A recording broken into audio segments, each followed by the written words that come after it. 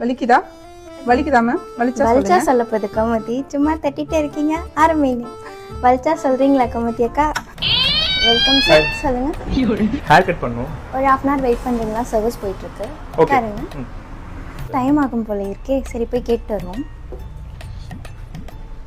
Timer ஆச்சு sir. தண்ணி எடுக்கணும்.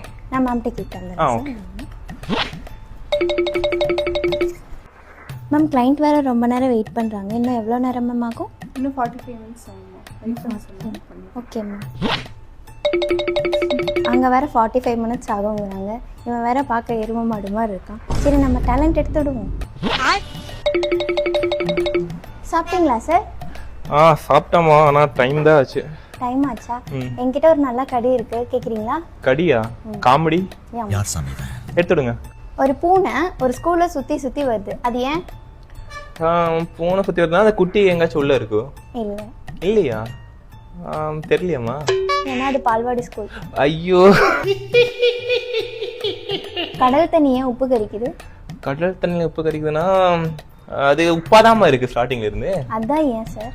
அது அப்படிதாம்மா, நேச்சுரல். ஏதாவது ஆன்சர், அதுல ஒரு ஆன்சர் இருக்கு, கண்டுபிடிங்க, யோசிங்க. அதுல என்னமா ஆன்சர் இருக்கு? மேபி அதுல உப்பு நிறைய பேர் எடுக்க வேண்டியதா இருக்கும், அதனால உப்பா இருக்கு. இல்லையா? தெரியலம்மா, நீயே சொல்லிடு.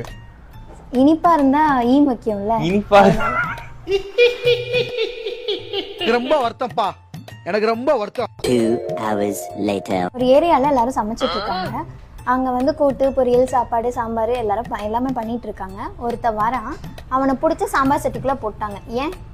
ஏன்னா அவன் எதிரியா இருப்பா. இல்ல. இல்லையா? கடன் வாங்கிட்டு ஓடி போயிட்டானோ? இல்ல. இல்லையா? தெரியலம்மா. ஏன்னா அந்த ஏரியாலயே அவன் தான் பெரிய பருப்பான். பெரிய பருப்பு. என்னடி இது? 3 hours later. சார் சொல்லுமா.